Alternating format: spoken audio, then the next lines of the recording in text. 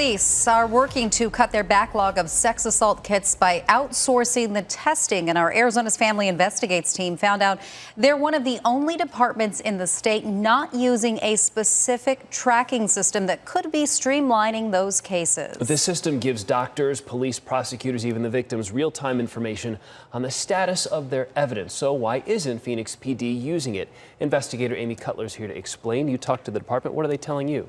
Well, Phoenix Police says that they have a system in place that works well. They say they began using it before the state started implementing this new program. They argue it provides everyone involved with real-time information, but getting that information just takes a little bit longer.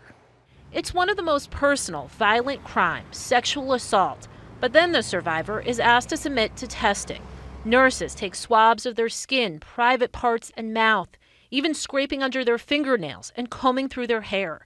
It's called a sexual assault kit, and police need that information to investigate. Back in 2016, the state had a backlog of 6,400 kits. Behind each of them, a person. Governor Doug Ducey created a task force at the time. One of their recommendations, a statewide tracking system for sexual assault kits. Arizona went with a program known as Track Kit.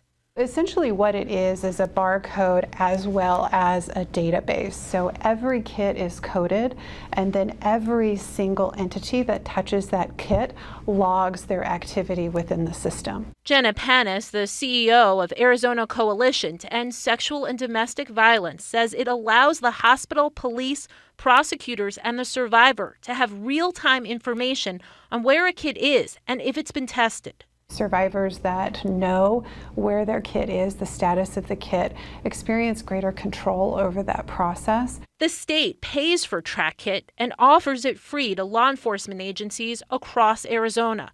According to the latest DPS annual report, 100 of them use it. Only 2 don't, Phoenix and Mesa PD. We reached out to Mesa Police. They tell us they started using it last year, making Phoenix PD the only department surveyed not using the program. To go through that process and update that way. We already have a system in place. They say they've had that system in place since 2016. All a victim has to do is contact their case agent. They can give them real time, hey, your kit's here. It's being processed here. As of yesterday, Phoenix PD had a backlog of 822 sexual assault kits. They admit survivors may need to reach out several times. Call that case agent, email that case agent. They will check. They have it real time at their disposal. When Phoenix Police says that they have another system that they feel works well, that they're using, they don't need Track It, what's your response?